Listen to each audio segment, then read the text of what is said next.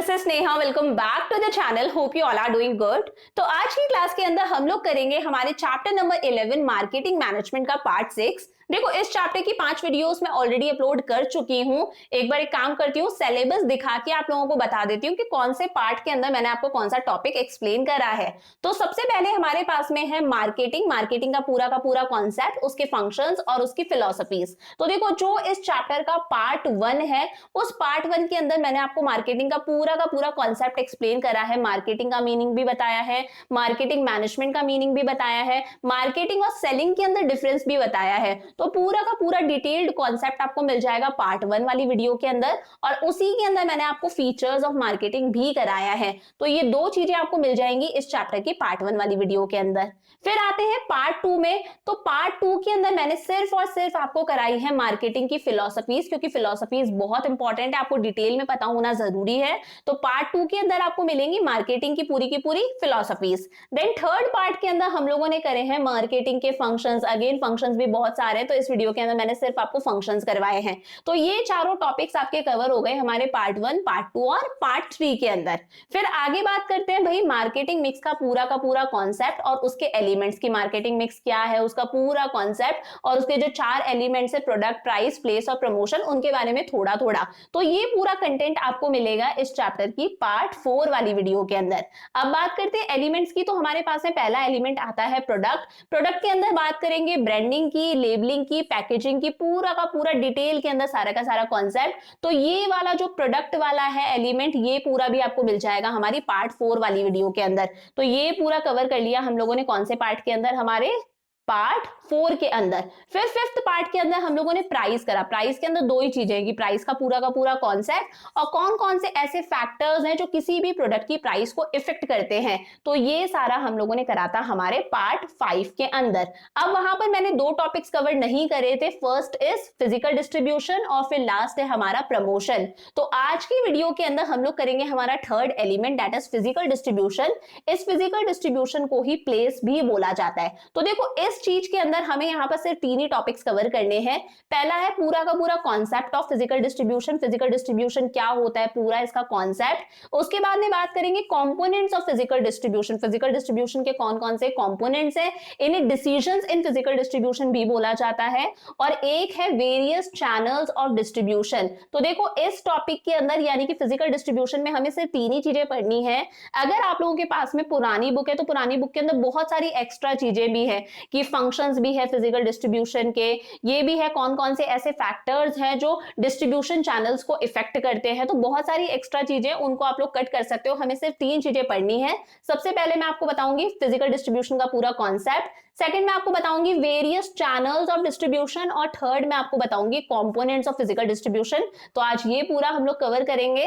Then कल वाली video के अंदर हम लोग प्रमोशन करेंगे। प्रमोशन काफी लंबा है और उसी के साथ में इस चैप्टर को कंप्लीट करेंगे। तो शुरू करते हैं without wasting any time, let's start. अब देखो, मार्केटिंग मिक्स के हमारे पास में टोटल 4 एलिमेंट्स है। कौन कौन से, product, price, place and promotion. Product हम लोगों ने फर्स्ट एलिमेंट पढ़ा। प्रोडक्ट का मतलब क्या होता है कि हम लोगों को हमारे प्रोडक्ट से रिलेटेड डिसीजंस लेने हैं कि हमारे प्रोडक्ट की किस तरह की डिजाइनिंग होगी, हमारे प्रोडक्ट की शेप क्या होगी, हमारे प्रोडक्ट का साइज क्या होगा, उसका कलर कैसा होगा, उसकी ब्रांडिंग के बारे में सोचना, उसकी लेबलिंग के बारे में सोचना, उसकी पैकेजिंग किस तरह की होगी। तो प्रोडक्ट से रिलेटेड जितने भी डिसीजंस लेने होते हैं वो आ जाता है हमारे फर्स्ट एलिमेंट में, दैट इज प्रोडक्ट। फिर आता है हमारा सेकंड एलिमेंट, जिसे हम लोग बोलते हैं प्राइस। प्रोडक्ट बनके तैयार हो गया। अब इस प्रोडक्ट को कस्टमर्स को कितने रुपए में सेल किया जाएगा। अगर किसी कस्टमर को हमारा प्रोडक्ट खरीदना है तो कस्टमर हमें कितना अमाउंट पे करेगा, उसे हम लोग कहते हैं प्राइस। ठीक है, दोनों चीजें हो गई। थर्ड एलिमेंट आता है हमारा प्लेस, जिसे हम लोग बोलते हैं फिजिकल डिस्ट्रीब्यूशन। क्या होता है फिजिकल डिस्ट्रीब्यूशन? देखो, जो गुड है वो कंट्री के किसी एक पार्ट के अंदर बनता है, बट उसका कंजम्पशन पूरी कंट्री के अंदर होता है। कंट्री के हर कॉर्नर के अंदर उसका कंजम्पशन होता है, इवन कंट्री के बाहर भी होता है। तो उन गुड्स को ट्रांसफर करना from the place of production to the place of consumption, मतलब जहां पर वो गुड्स बनके रेडी हुए हैं वहां से उन गुड्स को ट्रांसफर करना जहां पर उन गुड्स का कंजम्पशन होगा, यानी कि उन गुड्स को कंज्यूमर्स तक पहुंचाना, हम लोगों तक पहुंचाना, कस्टमर्स तक पहुंचाना। इस ट्रांसफर वाले प्रोसेस को बोला जाता है प्लेस या फिर फिजिकल डिस्ट्रीब्यूशन। फॉर एग्जाम्पल देखो, चाय की अगर हम बात करें तो चाय बेसिकली कहां बनती है, आसाम के अंदर, दार्जिलिंग में। बट चाय का कंजम्पशन पूरी कंट्री के अंदर होता है, इवन दूसरी कंट्रीज में भी ही होता है, शायद ही कोई ऐसी फैमिली होगी जहां पर लोग चाय नहीं पीते, तो उसी चाय का ट्रांसफर आसाम से हम लोगों तक, वो चाय हम तक पहुंचाई जा रही है, इस प्रोसेस को हम लोग क्या कहते हैं, फिजिकल डिस्ट्रीब्यूशन यानी कि प्लेस। तो सबसे पहले बात करते हैं प्लेस क्या है।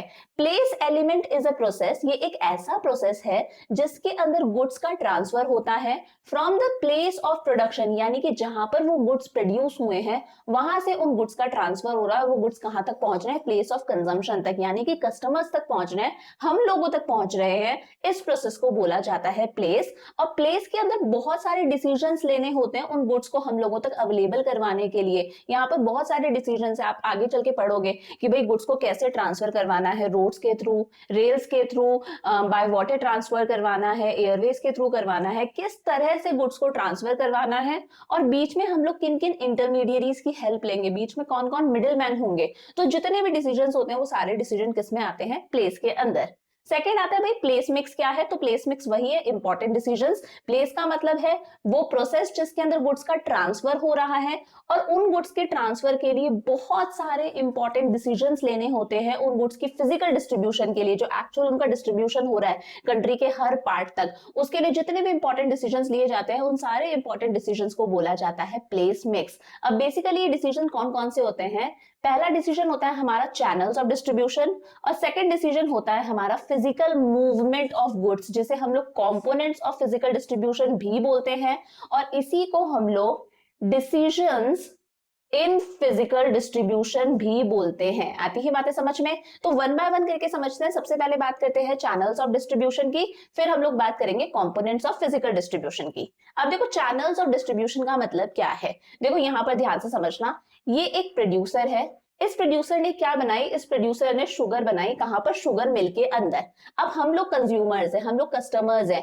अब मुझे बताओ अगर हमें चीनी खरीदनी होती है तो क्या हम हमेशा शुगर मिल के अंदर जाते हैं, क्या हम लोग प्रोड्यूसर के पास में जाके उससे चीनी खरीदते हैं?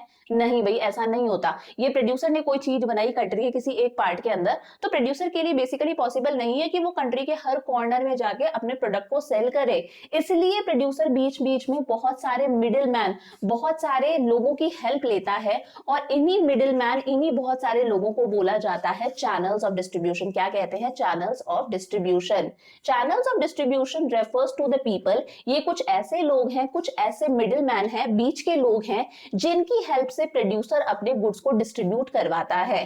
Goods are produced at one place, goods किसी एक जगह प्रोड्यूस किए जाते हैं प्रोड्यूसर द्वारा, but customers are scattered all over the country. But जो गुड के कस्टमर्स है, जो उस गुड को खरीदेंगे, वो कंट्री के हर कॉर्नर के अंदर स्प्रेड है। चाय हो गई, चीनी हो गया, साबुन हो गया, फेस वॉश, क्रीम, ये कुछ ऐसी चीजें हैं जिनके जो कस्टमर्स है वो पूरी कंट्री के अंदर स्कैटर्ड है, इवन दूसरी कंट्रीज के अंदर भी हैं। So it becomes very difficult for the producer to distribute goods to all the customers. तो ये प्रोड्यूसर के लिए प्रैक्टिकली पॉसिबल नहीं है कि वो सारे ही कस्टमर्स को अपने गुड्स जाके पर्सनली बेचे, इसलिए ये जो प्रोड्यूसर है ये बीच में कुछ मिडिलमैन की हेल्प लेता है ताकि वो लोग गुड्स सप्लाई कर सके कस्टमर्स को, और इन्हीं मिडिलमैन को बोला जाता है चैनल्स ऑफ डिस्ट्रीब्यूशन। तो क्या है channels of distribution? Channels of distribution के अंदर कुछ ऐसी फर्म्स आ जाती हैं, कुछ ऐसे इंडिविजुअल्स आ जाते हैं, कुछ ऐसी कंपनीज आ जाती हैं जो बीच में मिडिलमैन का काम करती हैं, who transfer goods from the place of production to the place of consumption, जो इन गुड्स को प्लेस ऑफ प्रोडक्शन से कहां पर ट्रांसफर करते हैं, प्लेस ऑफ कंजम्पशन तक।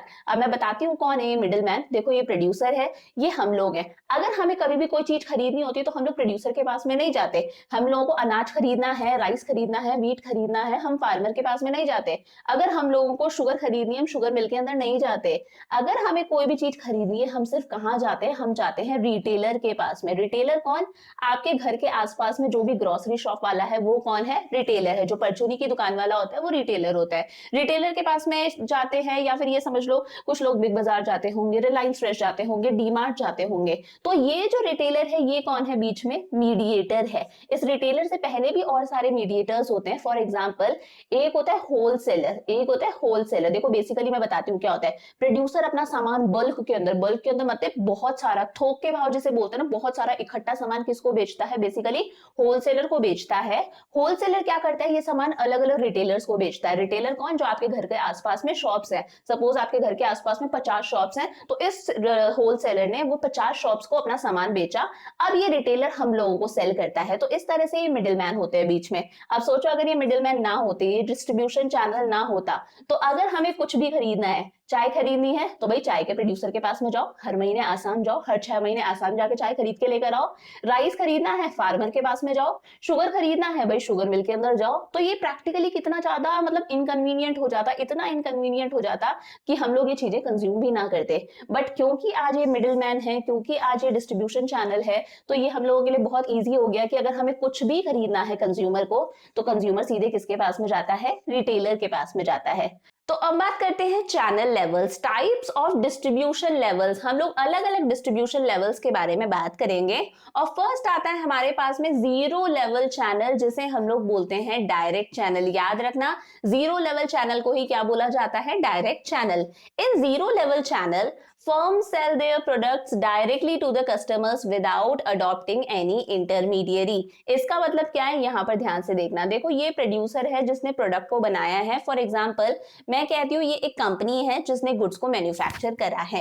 ये कंपनी डायरेक्टली अपने प्रोडक्ट्स को बेचती है अपने कस्टमर्स को, बीच में किसी भी तरह के मिडिल मैन की, किसी भी तरह की इंटरमीडिएरी की, किसी की भी हेल्प नहीं लेती। कंपनी डायरेक्टली अपने प्रोडक्ट्स को बेचती है अपने कस्टमर्स को।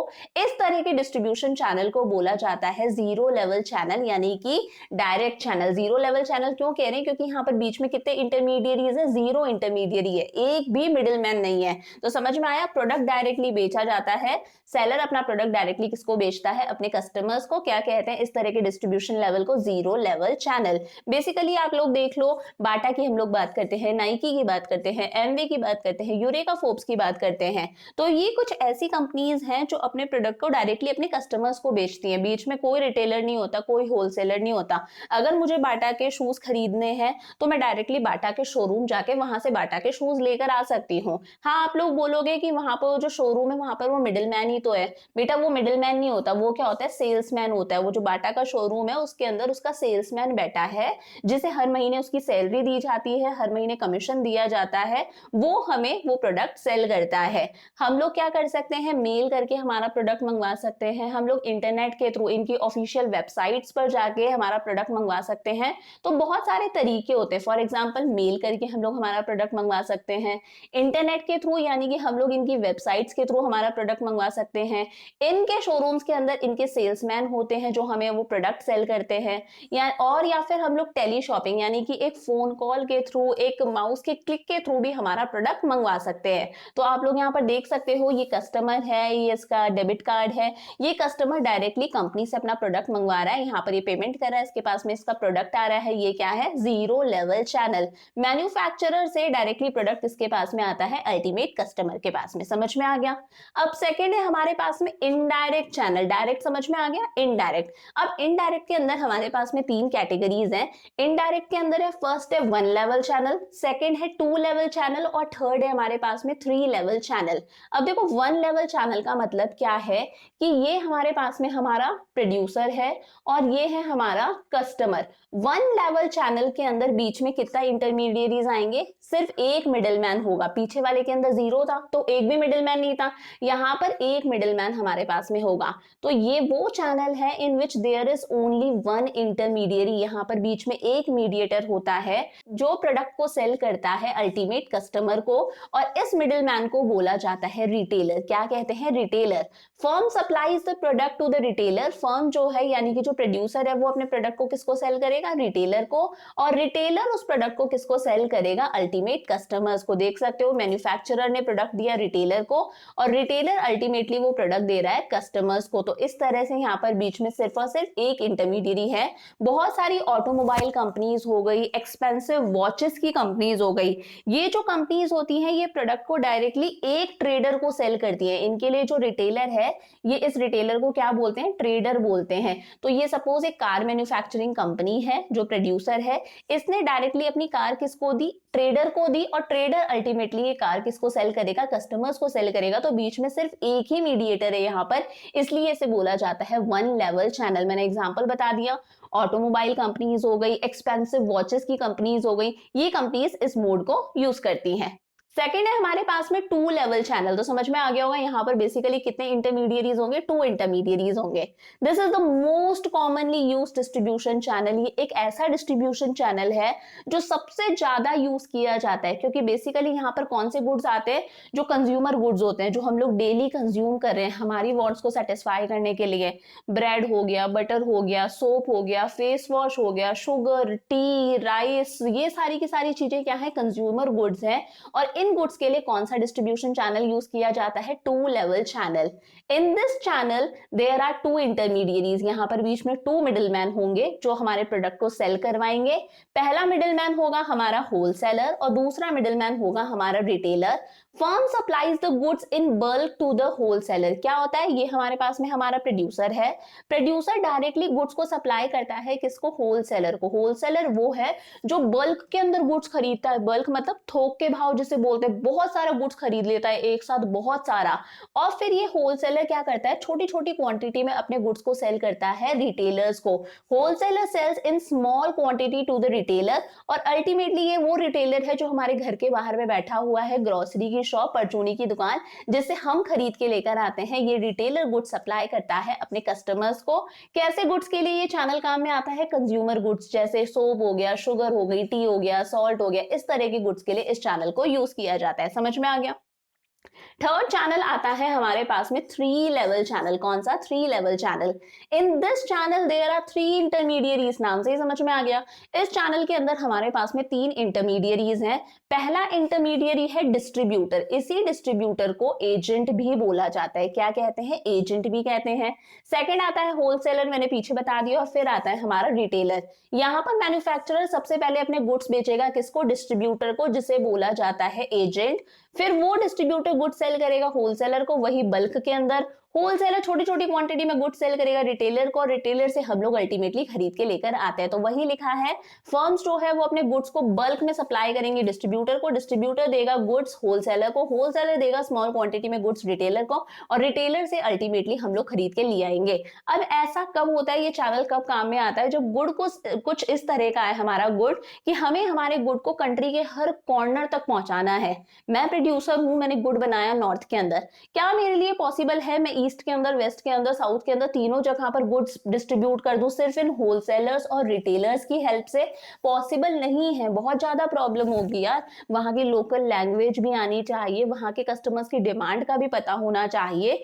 इसलिए बीच में एरिया की वाइज डिस्ट्रीब्यूटर्स होते हैं कि ये नॉर्थ इंडिया का डिस्ट्रीब्यूटर है, ये नॉर्थ के अंदर डिस्ट्रीब्यूट करेगा, ये साउथ इंडिया का डिस्ट्रीब्यूटर है, अलग अलग जोन्स के डिस्ट्रीब्यूटर्स होते हैं। तो मैन्युफैक्चरर ने प्रोडक्ट दिया नॉर्थ इंडिया के डिस्ट्रीब्यूटर को, सपोज अब नॉर्थ वाले होलसेलर्स को सेल करेगा, वो होलसेलर अपने अपने एरिया के रिटेलर्स को सेल करेगा, और रिटेलर अल्टीमेटली गुड्स देगा किसको, अपने कस्टमर्स को। तो समझ में आ गया किस तरह से चलता है। तो ये मैंने बस फर्स्ट वाला पढ़ा दिया आपको। फर्स्ट वाला कौन सा था हमारा, channels of distribution. Channels of distribution के अंदर मैंने आपको पूरा बता दिया, जीरो लेवल चैनल भी और हमारा इनडायरेक्ट चैनल भी। इनडायरेक्ट में आ गया हमारा one level channel, two level channel और थ्री लेवल चैनल। अब सेकेंड टॉपिक आता है हमारे पास में कंपोनेंट्स ऑफ फिजिकल डिस्ट्रीब्यूशन। मैंने आपको बताया इसी को डिसीजंस इन फिजिकल डिस्ट्रीब्यूशन भी बोलते हैं। देखो अब यहाँ पर हम लोग बात करते हैं गुड्स का एक्चुअल डिस्ट्रीब्यूशन हो रहा है। कस्टमर ने ऑर्डर प्लेस करा, उसका ऑर्डर प्लेस करा है, एक्चुअली उसके पास में गुड्स आएंगे। तो जो फिजिकल एक्टिविटी होती है गुड्स के ट्रांसफर के लिए, उसे बोला जाता है कंपोनेंट्स ऑफ फिजिकल डिस्ट्रीब्यूशन। पहला है ऑर्डर प्रोसेसिंग, दूसरा है ट्रांसपोर्टेशन, तीसरा है वेयर हाउसिंग और चौथा है हमारे पास में इन्वेंट्री। यही याद कर लो, चार मेजर डिसीजंस लेने होते हैं प्रोड्यूसर को। चार मेजर एक्टिविटीज आती हैं यहाँ पर, कौन कौन सी? First is order processing, second is transportation, third is warehousing and fourth is inventory. याद हो गया? दोबारा बोल के देखो, order processing, second is transportation, third is warehousing and fourth is inventory. One by one पढ़ते हैं। देखो ऑर्डर प्रोसेसिंग का मतलब क्या है, मैंने ऑर्डर प्लेस करा, मैंने क्या करा, मैंने ऑर्डर प्लेस करा। ऑर्डर प्लेस करा से लेके ऑर्डर मेरे पास में डिलीवर होगा, ऑर्डर की एक्चुअल डिलीवरी होगी एज पर माय ऑर्डर। इसके बीच में जितने भी स्टेप्स आते हैं, जो भी इसके बीच का टाइम है, जितना भी प्रोसेस है, उस पूरे प्रोसेस को बोलते हैं ऑर्डर प्रोसेसिंग।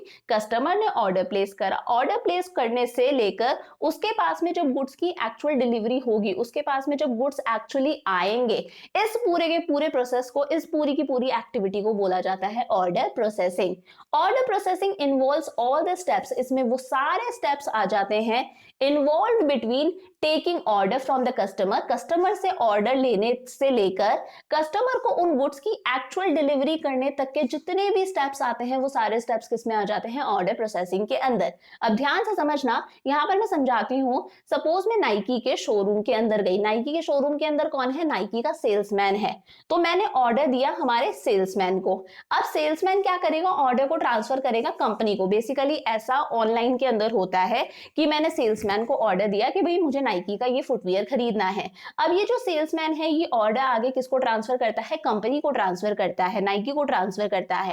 कंपनी जो है वो चेक करती है कि उसके पास में सफिशिएंट इन्वेंट्री तो है ना, इन्वेंट्री मतलब उसके पास में स्टॉक तो रखा है ना, माल तो है ना, और अगर उसे प्रोडक्शन करना है तो प्रोडक्शन करने में कितना टाइम लग जाएगा। तो वो अपनी सारी की सारी सिचुएशंस चेक करती है और उसके बाद में चेक करके वो एक्चुअल डिलीवरी करती है गुड्स की as per order.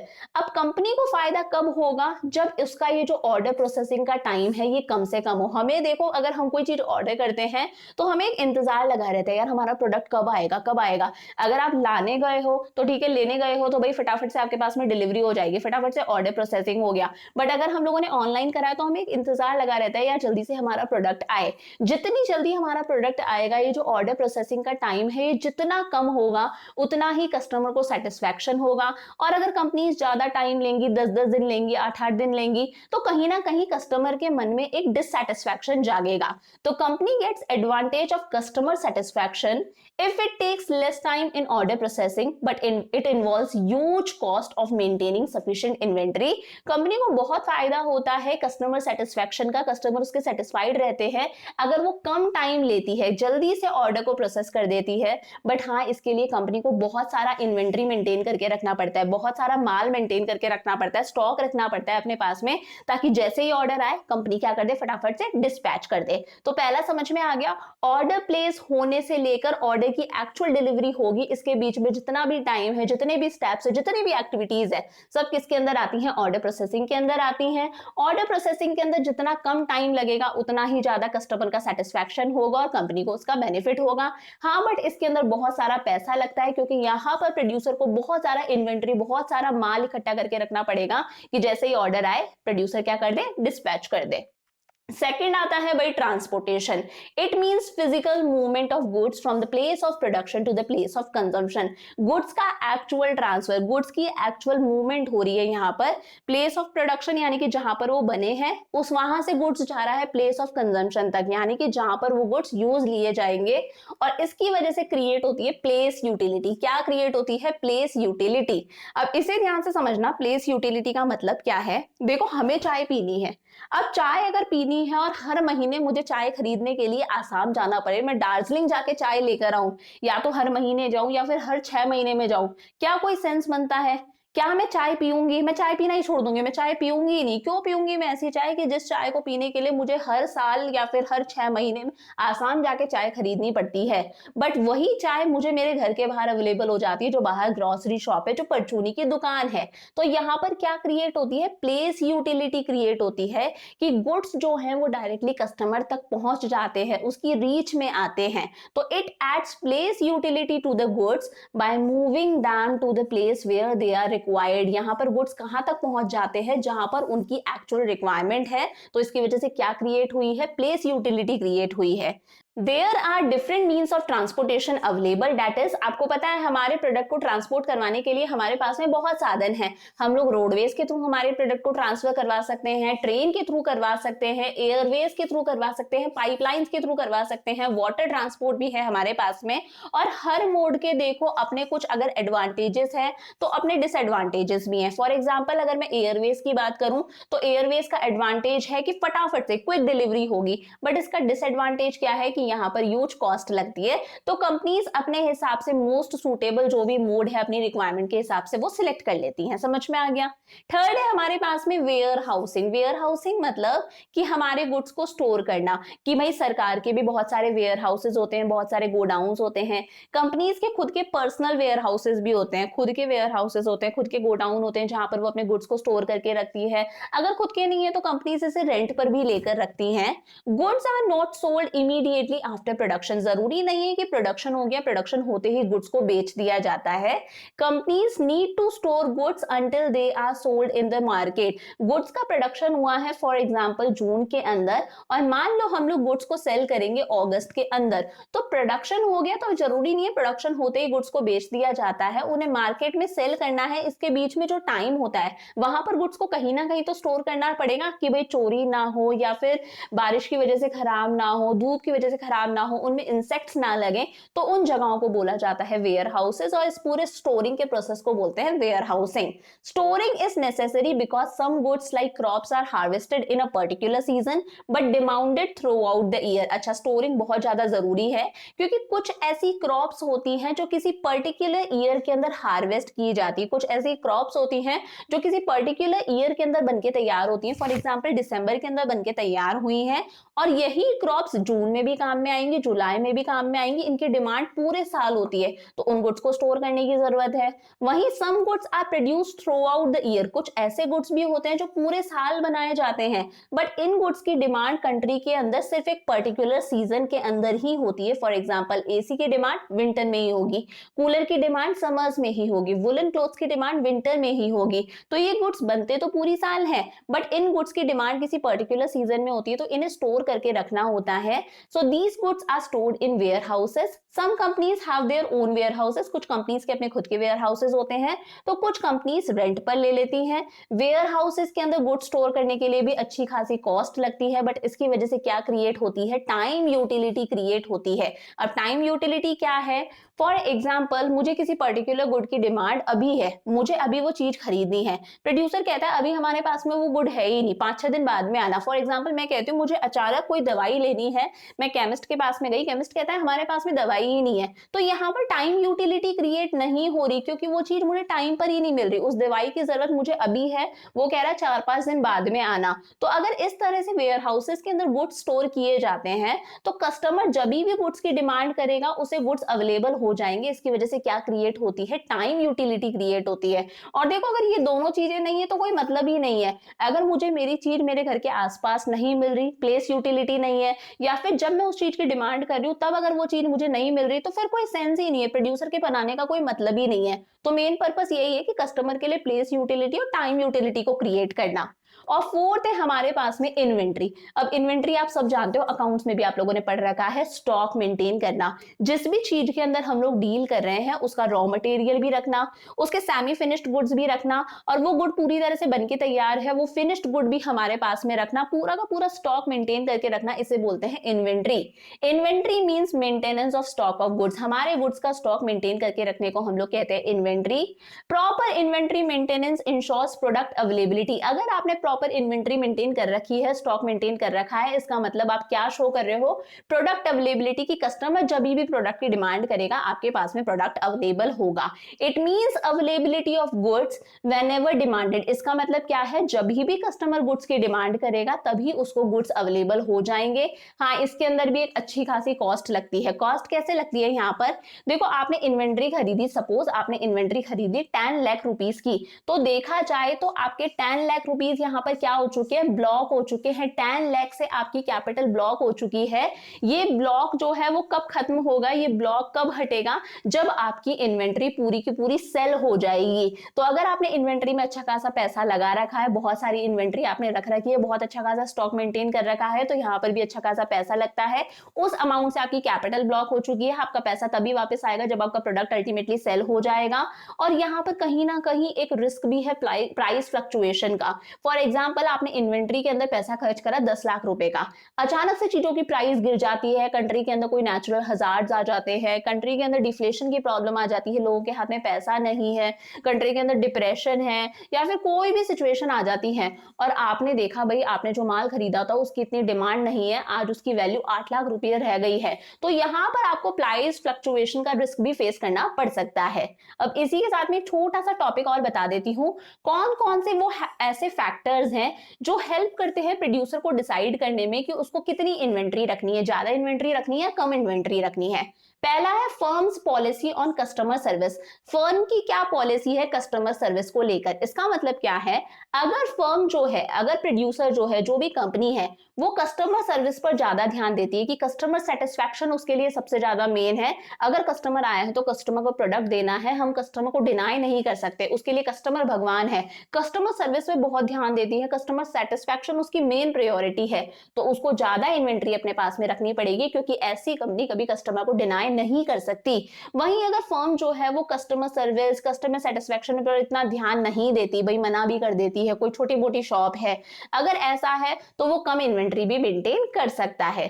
Second is degree of accuracy of sales forecast. Company जो है वो अपनी सेल्स की फोरकास्ट रखती है। सेल्स मतलब कि आने वाले टाइम के अंदर हमारे पास में कितनी डिमांड आने वाली है और हम लोग कितनी सेल्स करेंगे। अब उसकी ये जो सेल्स फोरकास्टिंग है, उसने जो भविष्यवाणी कर रखी है, जो अनुमान लगा रखा है कि आने वाले टाइम में कितनी सेल्स हम लोग करेंगे, कितनी डिमांड आएगी, अगर ये एकदम एक्यूरेट है तो भाई वो जितनी उसने सेल्स फोरकास्ट करी है उसके हिसाब से मिनिमम इन्वेंट्री मेंटेन कर ले। बट उसे लगता है उसकी जो सेल्स फोरकास्ट है ये एक्यूरेट नहीं है, डिमांड ज्यादा भी आ सकती है, अगर उसे लग रहा है एक्यूरेसी नहीं है, डिमांड ज्यादा भी आ सकती है, तो उसे हाई इन्वेंट्री मेंटेन करके रखने की रिक्वायरमेंट है। थर्ड है रिस्पॉन्सिवनेस ऑफ डिस्ट्रीब्यूशन सिस्टम। अच्छा, रिस्पॉन्सिवनेस ऑफ डिस्ट्रीब्यूशन सिस्टम का मतलब क्या है कि कंपनी के पास में अगर एडिशनल डिमांड आ जाती है, कई बार अचानक से बहुत ज्यादा डिमांड आ गई, तो कंपनी उस डिमांड को पूरा करने में, प्रोडक्ट की सप्लाई करने में कितना टाइम लेती है। Producer requires more time to meet additional demand. मान लो अगर एडिशनल डिमांड आ गई और उस एडिशनल डिमांड को पूरा करने में प्रोड्यूसर को बहुत ज्यादा टाइम लगता है, इन दैट केस उसे बहुत ज्यादा इन्वेंट्री अपने पास में मेंटेन करने की रिक्वायरमेंट है।